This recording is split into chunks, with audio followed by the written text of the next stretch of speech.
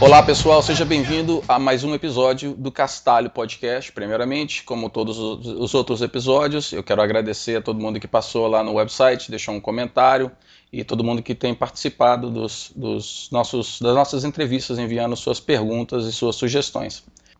E é justamente devido a esses comentários que o convidado de hoje é uma pessoa que vocês estavam assim pedindo há muito tempo para que eu entrevistasse. Finalmente eu consegui encurralar ele num canto e e não teve como ele escapar, então ele está aqui com a gente. E a outra surpresa que tenho também é que o meu copiloto, Evandro Pastor, está na área, passando aqui só para dar uma participação rapidinha, enquanto que ele está ainda se recuperando da tendinite. Tudo bem, Evandro?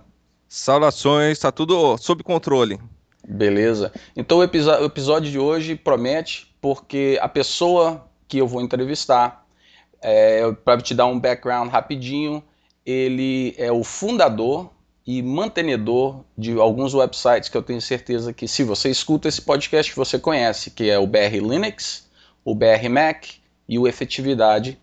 Ele também é um administrador de uma organização de porte nacional, e eu vou querer descobrir que companhia que é essa. Ele participa da comunidade Linux brasileira desde 1996, e quando ele não está mantendo esses websites e trabalhando, diz ele que gosta de andar de bicicleta na Avenida Beira-Mar Norte. Então, diretamente de Santa Catarina, com prazer que eu apresento para vocês o Augusto Campos. Tudo bem, Augusto? Oi, tudo bem? É um prazer para mim também. O momento aqui para nós de Santana não é exatamente dos melhores, né? Passando por uma grande situação de enchentes, mas aqui na minha cidade, realmente, não foi tão profundamente atingido e a gente tem plena condição de fazer essa gravação hoje. Pô, maneiro. E eu realmente agradeço você, que você tem uma agenda muito ocupada, e justamente também por causa da situação que está acontecendo aí em Santa Catarina, eu imagino que as coisas devem estar meio complicadas, trabalho e vida pessoal. Então eu quero ir diretamente a um assunto que é uma curiosidade que eu tenho. Eu conheço você de nome por causa do site que você Uhum. mantém, o BR Linux.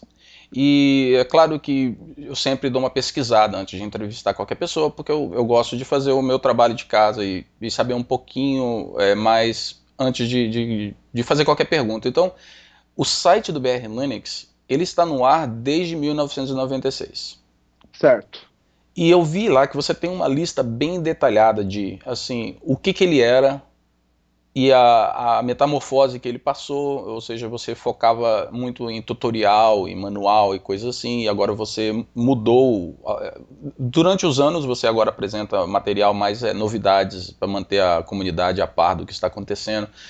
E você tem uma lista assim bem detalhada da política, de como que o site funciona, o que é esperado do site, o que você espera das pessoas e tal. Dentre essas regrinhas, uma coisa que me chamou a atenção, que eu achei muito interessante, foi o seu posicionamento sobre o uso dos termos GNU e Linux. Eu acho que eu nunca vi ninguém falar sobre isso, mas qual foi o motivo que levou você a criar o BR Linux? O que é que aconteceu? Qual foi aquele momento, ahá, que você falou assim, caramba, eu vou criar um site que vai fazer isso? Essa é uma história que eu também acho bastante, assim, porque esse momento da ação também já assim como o posicionamento que eu tenho até hoje quanto ao site. E o BR Linux originalmente era um caderninho com encadernação em espiral, com capa vermelha, onde eu ia anotando as coisas que eu ia descobrindo sobre como fazer no Linux as tarefas que cada vez mais eram necessárias para mim, assim, profissionalmente. Para mim, uma situação de aprendizado, né? Eu comecei a usar Unix lá por 1992, 93, a X, com HPU X, e daí quando passei a ter contato um pouco maior com o Linux, eu tinha que aprender coisas e eu ia anotando e levando comigo. O negócio é que a partir de um determinado momento eu comecei a usar Linux tanto em casa como no trabalho. E acontecia muito de a caderneta estar em casa e usar a informação no trabalho e vice-versa. E naquela época não era fácil ter acesso, por exemplo, às informações de casa, internet, como o Dropbox hoje, ou algo assim. Uhum. E foi bem natural para mim, que já eu sabia HTML, tinha feito publicação web em anos anteriores. Foi muito natural para mim de eu colocar na internet para eu mesmo usar. De alguma forma, eu percebi nos logs que mais pessoas encontrando aquilo e usando, e aquilo acabou virando o que hoje é o BR Linux. Então, quer dizer, você é aquela velha história da maioria dos projetos que nascem, né? Uma pessoa tem uma necessidade, procura uma coisa que não atende a sua necessidade, então você criou algo para suprir a sua necessidade, que era manter informações na ponta dos dedos, acessível de onde você estiver e material que relacionado às coisas que você precisava no trabalho, correto? Isso, assim, para usar a expressão daquele livro A Catedral e o Bazar, eu queria o Linux para coçar uma coceira que eu mesmo sentia. E daí depois eu descobri que ela era de mais pessoas também. Ah, bacana. Então, quer dizer, aí eu olhei no site e eu vi, hoje em dia, já que esse projeto começou em 1996, e Uhum, durante os anos, como eu falei, ele mudou um pouco o foco. Então, em vez de ser agora, você está mais voltado a publicar notícias sobre software livre e manter as uhum, pessoas a par. Só uhum. que é você que senta e redige tudo, a maioria, ou porque eu sei que as pessoas podem enviar notícias para Sim. você publicar, mas qual a porcentagem das notícias que são publicadas hoje que é feita por você? Aham. Bom, mesmo no caso do que é feito de modo geral, repercutindo notícias de outra fonte, né? Então, mesmo aquelas que sou dito, em geral, é um trechão de outra fonte, eu referencio, menciono, dou o link e faço o meu pequeno comentário. Mas eu diria que isso, né, essas que eu mesmo seleciono e comento, são 60% do que eu publico diariamente. O site normalmente tem 10 a 12 posts por dia e eu diria aí que 6 ou 7 são meus. O restante é condição de leitores. E o trabalho de fazer a triagem da informação que é enviada para você, isso é algo que você faz manualmente? Ou você tem algum plugin que faz alguma coisa assim? Eu tenho uma interface que eu adaptei no WordPress para reunir essas informações, sugestões de post que chegam e para oferecer para mim o dom de publicá-las assim instantaneamente.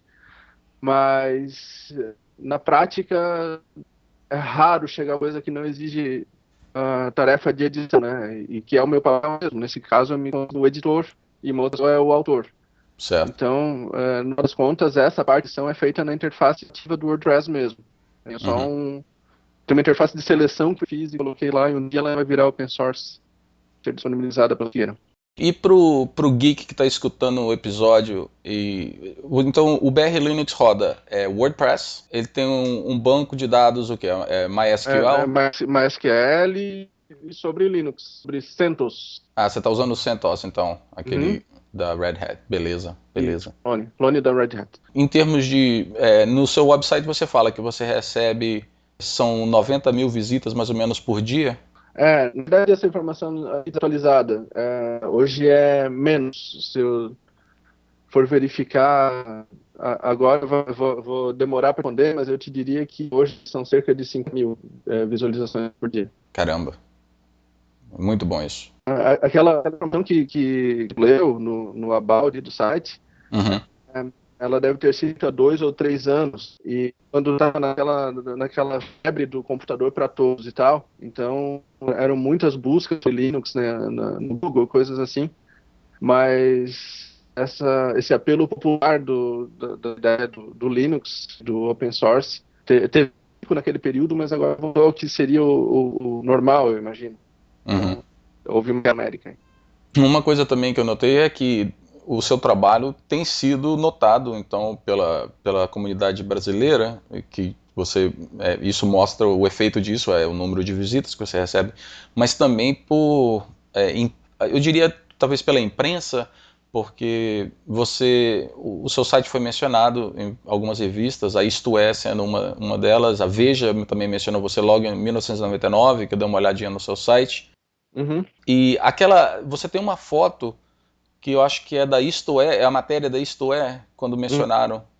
certo. Aquela pessoa na foto é você? Sou eu. Aham. E a foto que você está segurando na sua mão, o que é?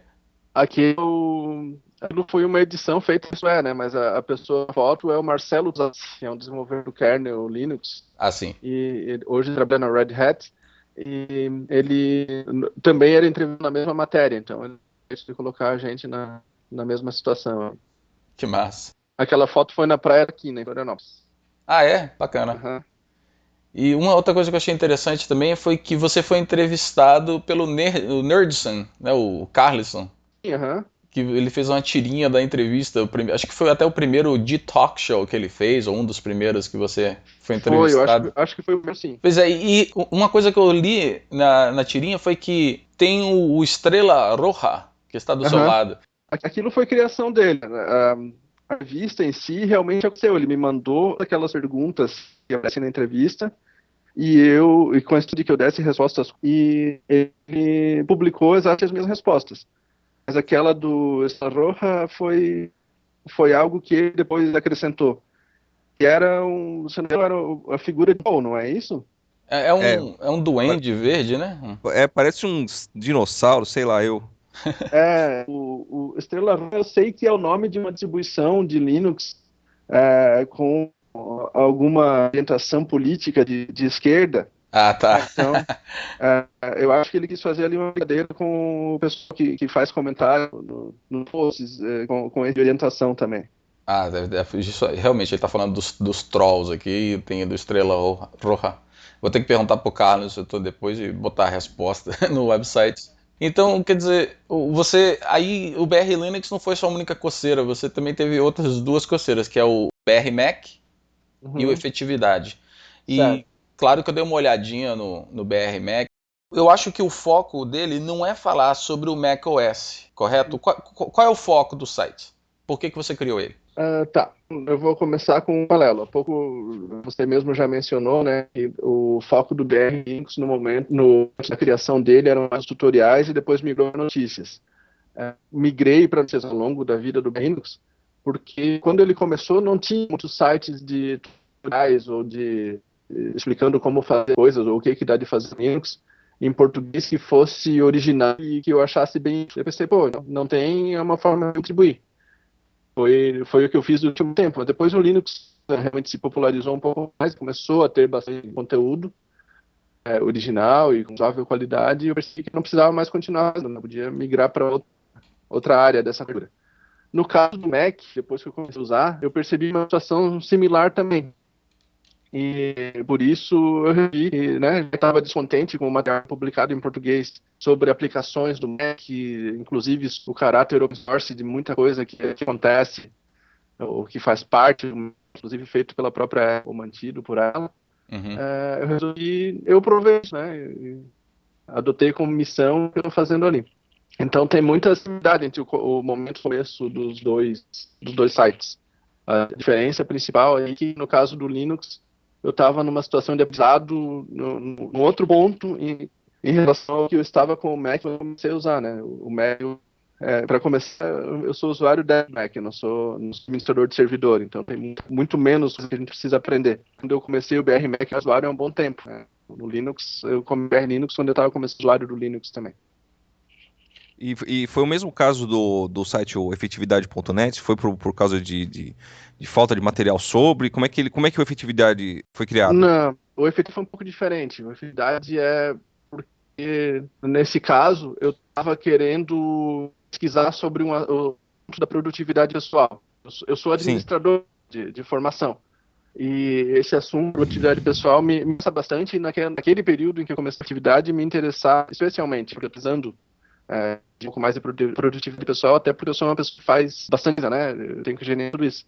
Quando eu estava pesquisando e anotando e tal, começou a surgir algumas coisas que eu reconheci como um bom material de artigos. Então eu comecei a reunir isso e publicar. E aí acabou que tomou impulso, eu vi que tinha bastante gente interessada e virou um site também que sendo mantido de 2005, 2006. Uma das coisas que eu li no Efetividade que você escreveu foi a gerenciamento de feeds, né, de notícias, Uhum. e a sua solução. E na sua solução você mencionou sobre o Flipboard. Uhum. E eu só queria até abrir um parênteses para falar sobre o Flipboard, porque esse aplicativo que eu tenho, um iPad, ele mudou a forma que hoje eu consumo notícias, as minhas notícias.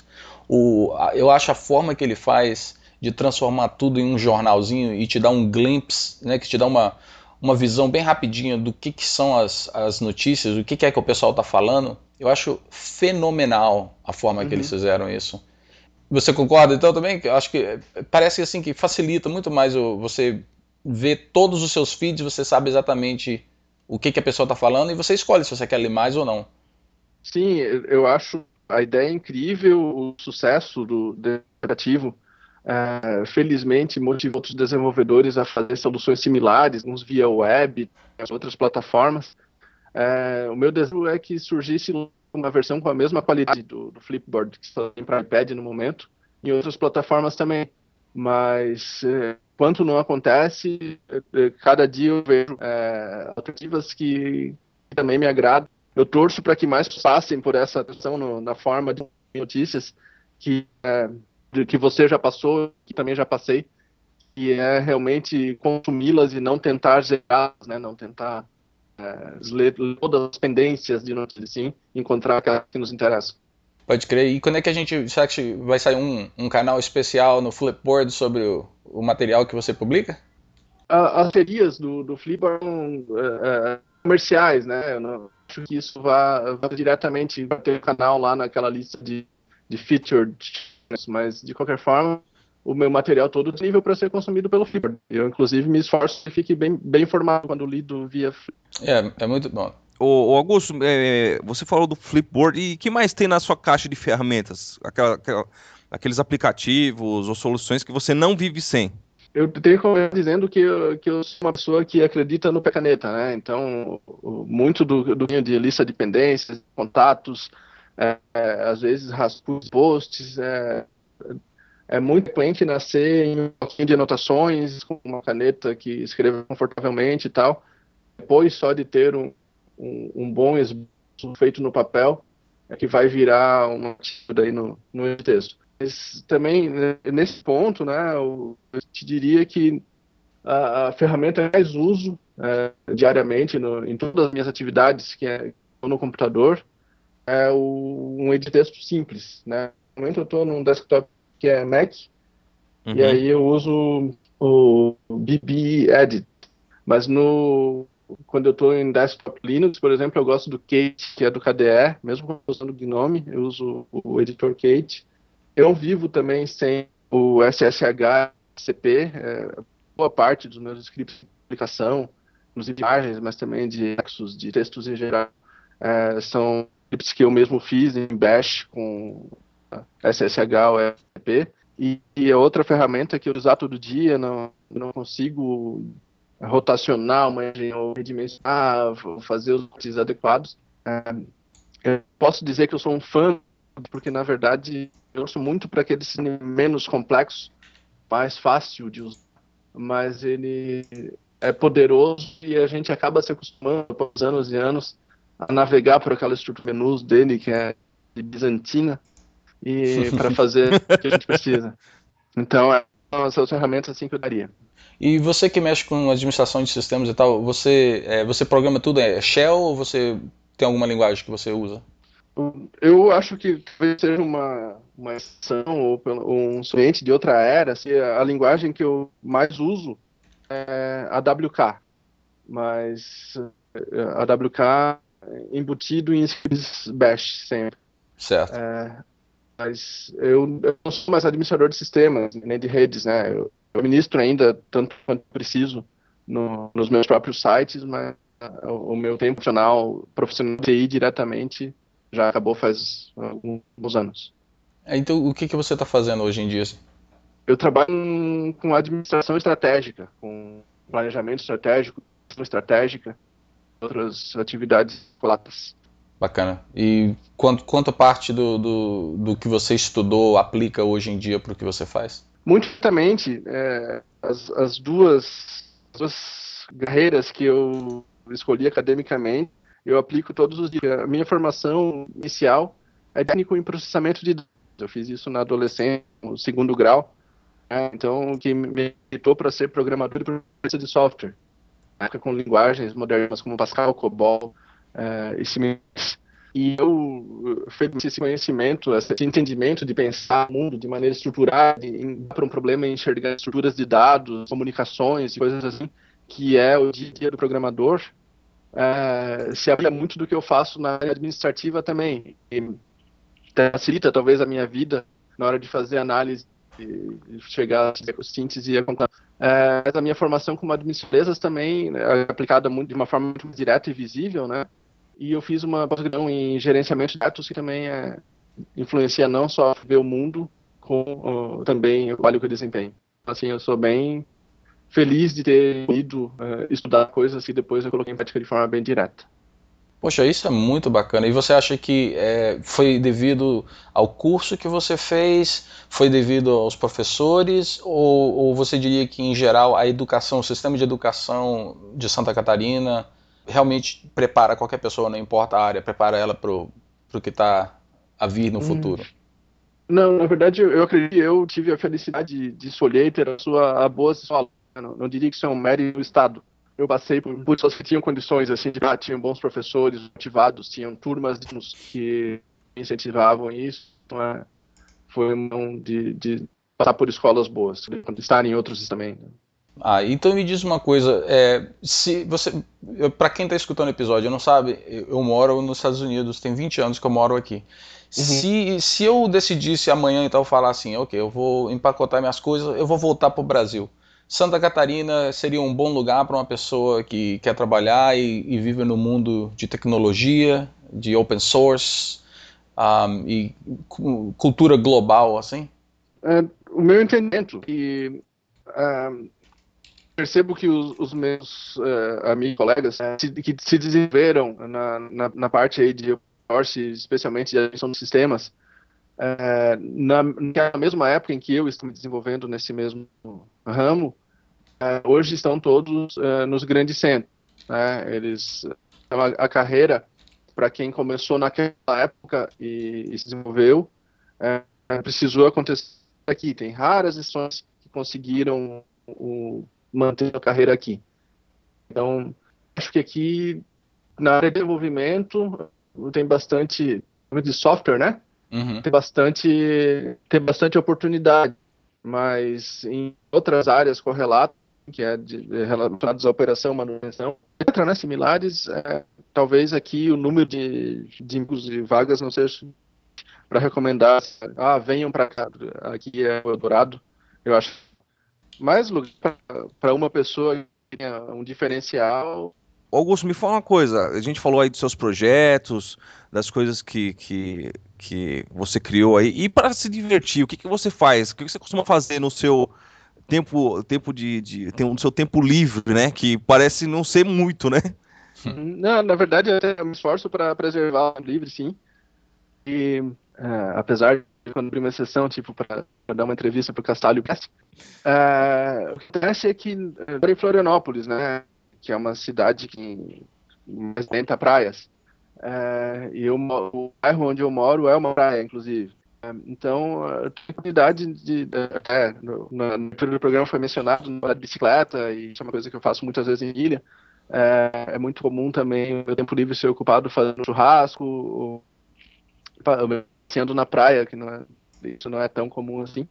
Mas piscina, né? O verão aqui é super bom, então o meu tempo livre é muito mais família e atividades de barco, eu diria. Você então se desconecta das coisas, das atividades que você faz no dia a dia? Não, eu tô sempre próximo a elas. Bacana. Então, aproveitando o gancho da pergunta que o Evandro fez aí, eu gostaria de entrar na área que é o nosso top 5, ou seja, não é o nosso top 5, é o seu top 5, eu gostaria de saber quais foram as músicas, os filmes, os livros, as coisas que marcaram a sua pessoa. Ou seja, não é nada para mostrar assim qual o seu gosto musical atual, por exemplo, mas talvez as coisas que te marcaram. Por exemplo, se você foi uma daquelas pessoas que, assim como eu, assistia a Sessão da Tarde e assistia os filmes do Simba e, sei lá, os Trapalhões, sabe? O fã de Caverna do Dragão. Exato. Então, as coisas que realmente te marcaram, as coisas da infância. Então, para dar o pontapé inicial, vamos falar de filme e televisão. Você tem um top 5? O que você passa pela sua cabeça assim, nessa área? É difícil, assim, chegar e citar cinco livros, séries ou 5 filmes, né? Eu não... Me perguntar qual é o preferido de algumas categorias, eu acho que eu não sei um só. Mas quanto à televisão, assim, o que eu lembro muito bem é que eu sempre gostei de filmes, de seriados, assim, de aventura, tipo Indiana Jones, a série toda a antiga, os 3 episódios finais, né, do Guerra nas Estrelas, os finais, aqueles da década de 70, né, não os 3 primeiros que foram lançados agora na década de 90. Os 3 finais sendo os 3 primeiros que foram feitos. Isso, os 3 finais sendo aqueles antigos. Nunca gostei muito de Star Trek, né, acho um pouco chato mesmo isso sendo, talvez, até um pecado para ser dito, né? Eu sei, Vão derrubar o nosso servidor agora. Eu assisti bastante Sessão da Tarde, um filme que eu lembro bastante na hora de associar com a ideia de Sessão da Tarde, Curtindo a Vida Adulto, né, do Ferris Bueller, Adoro esse filme. mas não, corro o risco aqui de não ter dado algum preferido, o favorito de todos, assim, que eu realmente não saberia te dizer. Se tivesse que parar para pensar, talvez eu pudesse fazer isso amanhã. Não, beleza. Eu acho que qualquer coisa a gente pode fazer uma parte 2 depois, que eu tenho certeza que o pessoal ia adorar muito escutar um pouco mais sobre você. Então, vamos falar agora de música. O que que você curte? O que você escuta quando você trabalha? Ou quando você está de bicicleta? O que você gosta de escutar? Eu gosto bastante de rock. Durante muito tempo, assim, da minha vida, eu responderia que eu gosto de punk rock, mas esse The Clash, Ramones, mas eu diria, não que eu tenha achado de gostar de, eu gosto ainda de punk, gosto dos dois especialmente, mas eu acho que o meu gosto musical se ampliou um pouco depois disso. E hoje eu diria assim que a maior parte das músicas que eu ouço com frequência estariam entre os top 50 discos da década de 90, assim, né? Meu gosto musical nesse momento tá na década. E em termos de livro, tem alguma coisa? Livro, revista, website, alguma coisa que você gosta de ler? E não vale ser o BR Linux. Inclusive porque realmente eu leio o BR Linux, eu já escrevo, mas os comentários dos leitores. Mas eu sou um leitor bem voraz, né? Eu leio sempre, eu leio todos os dias. Eu leio no varistas, tanto no iPad, em papel mesmo. Eu estou com mais livros abertos. Um que eu li recentemente, que eu gostei bastante, então, assim, eu não sei se eu posso dizer que acrescentou alguma informação útil, mas a biografia do Keith Richards, dos Rolling Stones, que é um livro grosso, assim, né? É um volume. É muito bom de ler, ele é curiosa, é interessante. E eu tenho lido bastante biografias e autobiografias de pessoas aí do musical, e ao contrário de várias, né, a do Keith Richards é interessante do começo ao fim. A história não fica chata, fica repetitiva. Para comparar com outra, assim, que eu também gostei, que é a do Lobão. Eu gosto do Lobão, assim, como personalidade até hoje, assim, eu gosto de quando ele dá uma entrevista e tal, assistir. Mas quando ele foi contar a história da carreira dele, o que ele falou sobre ali até metade dos anos 90, super divertido, legal de ler, mas a partir da carreira dele, eu acho que deu uma esfriada, e a forma como ele narra também, o livro deu uma esfriada quando ele começa a narrar esse período pós grande sucesso, assim, de público, né? Então é curioso que o Keith conseguiu escapar disso. O Jones talvez esteja numa grande fase criativa já há muitos anos, mas o livro dele continua sendo interessante quando fala essa parte da fase atual dos Stones. É bem curioso. Certo. E falhou o nome da segunda pessoa, mas foi o Lobão que você falou? Lobão, tá? Foi Lobão. Lobão, pode crer. E depois então você me passa o nome do livro, porque primeiro, o Keith Richards, a biografia dele, meu pai tem. Eu posso pegar emprestado para poder dar uma lidinha. O nome do livro dele é Life, o do Keith. Aham.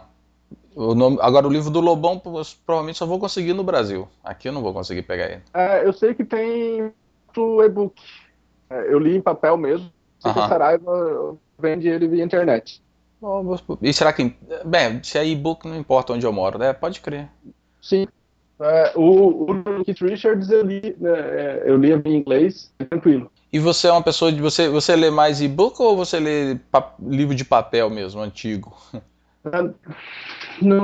Talvez no último ano lido bem mais book, mas é por causa de uma questão da conveniência de estar disponível no meu bolso onde eu estiver. Porque eu baixei o aplicativo da Amazon, no Kindle. Eu tenho no computador, eu tenho tanto no desktop do Ubuntu quanto no Mac, eu tenho no iPad, no iPhone, e como ele organiza o ponto que está lendo, eu leio onde é mais confortável para mim, só que quando na rua, né, para ser atendido numa sala de espera, alguma coisa assim, eu leio o iPhone também, então tem alguma coisa para ler e a coisa dança, né? Então, eu lido muito mais no e-book recentemente. É isso que você mencionou, realmente é uma coisa que tem modificado bastante. Eu ainda sou a pessoa, eu faço questão de ir na biblioteca de vez em quando e pegar um livro de papel. Eu tenho alguma coisa, sentir o livro na mão, passar as folhas assim, sabe? Eu ainda gosto disso. Mas o que você mencionou sobre. Eu também uso Kindle. Também compro livros do Amazon, e esse lance de sincronizar entre os dispositivos de forma automática é uma coisa assim fenomenal, né? Eu estou em algum lugar parado esperando, eu pego meu telefone pelo próprio Android, ele sincroniza, ele sabe onde eu parei a última vez que eu li ele pelo Kindle.